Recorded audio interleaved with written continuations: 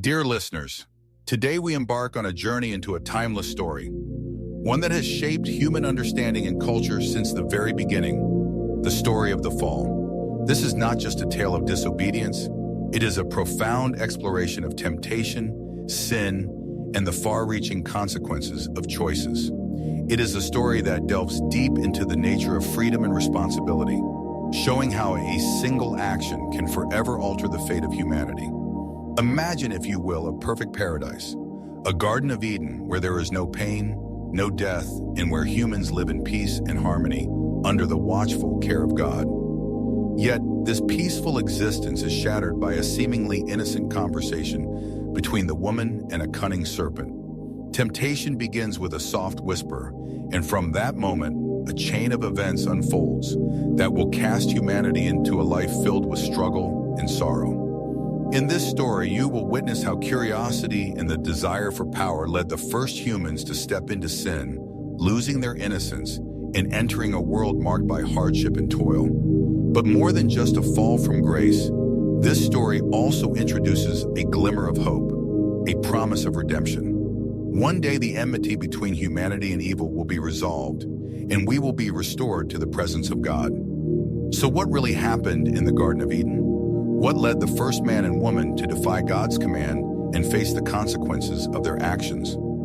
Join me as we delve into this ancient story to uncover the truth about sin, how a single act of defiance can change the course of life, and how God's mercy, even in the face of disobedience, never abandons us. The story of the fall is more than just a legend of the past. It is a powerful lesson for all of us today. It teaches us about loyalty, the weight of our choices, and above all, the hope of salvation. Listen closely, for this story is not just about the first humans. It is a reflection of the journey we all walk.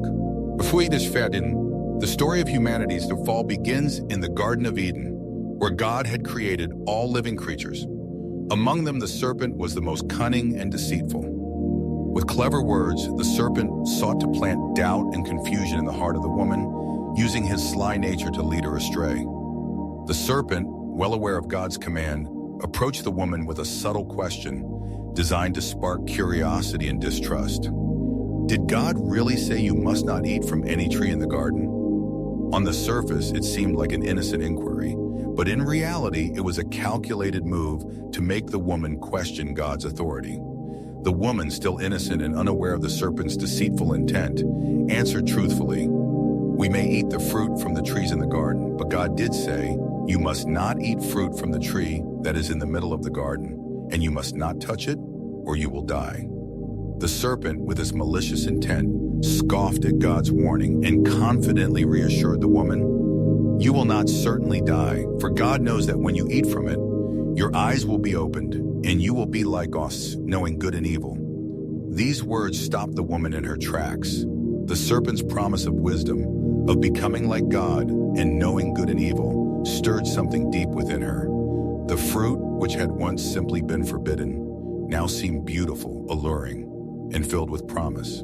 She was no longer afraid of God's warning. Instead, her heart was consumed by desire, and she longed for the knowledge and power the fruit appeared to offer. With her mind clouded by temptation, the woman reached out, plucked the fruit from the tree, and with a sense of anticipation, she brought it to her lips and ate. This simple act was far more than just eating. It marked the beginning of humanity's separation from God. The woman didn't stop there. She turned to her husband, who had been with her all along, and offered him the fruit. Without question or hesitation, the man took the fruit from her hand and ate it as well. At that very moment, their eyes were open, and they became aware of their nakedness for the first time. The innocence that had once shielded them from shame was shattered. Overcome with guilt and embarrassment, they hastily sewed fig leaves together to cover themselves. As the cool breeze swept through the garden, they heard the sound of the Lord God walking among the trees, as he often did. But this time, instead of feeling joy in his presence, they were filled with fear. For the first time, the presence of their Creator filled them with dread, and they hid among the trees, trying to avoid facing him. God, knowing what had happened, called out to the man, "Where are you?" The man, trembling with guilt, responded, "I heard you in the garden, and I was afraid because I was naked, so I hid." God's voice, filled with knowledge and authority, pressed further. told you that you were naked. Have you eaten from the tree that I commanded you not to eat from?" The man, unable to bear the full weight of his sin, shifted the blame to his wife.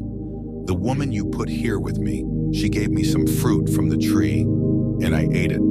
God then turned to the woman, asking, "What is this you have done?" The woman too deflected the responsibility, blaming the serpent. "The serpent deceived me, and I ate." The Lord God, full of justice, passed judgment on the serpent, the woman, and the man. He began with the serpent, saying by him, "Because you have done this, cursed are you above all livestock and all wild animals. You will crawl on your belly, and you will eat dust all the days of your life. And I will put enmity between you and the woman, and between your offspring and hers. He will crush your head, and you will strike his heel." This curse on the serpent was not only punishment, but also a prophecy of future redemption. The enmity between the serpent and humanity would continue, but one day, a descendant of the woman would crush the serpent's head, defeating sin and evil. To the woman, God said, "I will make your pains in childbearing very severe. With painful labor, you will give birth to children. Your desire will be for your husband, and he will rule over you." The woman's role as a giver of life would now be accompanied by great suffering and pain. Furthermore, the harmonious relationship between husband and wife would now be marked by struggle and inequality.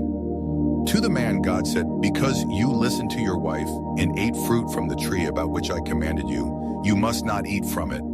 Cursed is the ground because of you. Through painful toil you will eat food from it all the days of your life. It will produce thorns and thistles for you, and you will eat the plants of the field. By the sweat of your brow you will eat your food until you return to the ground, since from it you were taken. For dust you are, and to dust you will return." The man who had been placed in the garden to enjoy the abundance of God's creation was now condemned to a life of hardship and labor.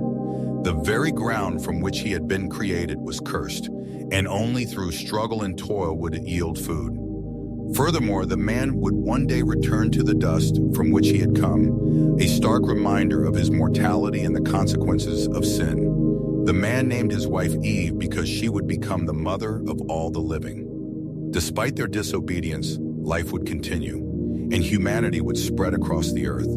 In his mercy, the Lord God made garments of skin for Adam and his wife, and clothed them, covering their nakedness and shame. Even in their fallen state, God showed his love and care, providing for their needs. But the consequences of their disobedience could not be undone. God then said, "The man has now become like one of us, knowing good and evil. He must not be allowed to reach out his hand and take also from the tree of life and eat and live forever." So the Lord God banished him from the Garden of Eden to work the ground from which he had been taken. He drove the man out, and on the east side of the Garden of Eden, he placed cherubim and a flaming sword flashing back and forth to guard the way to the tree of life.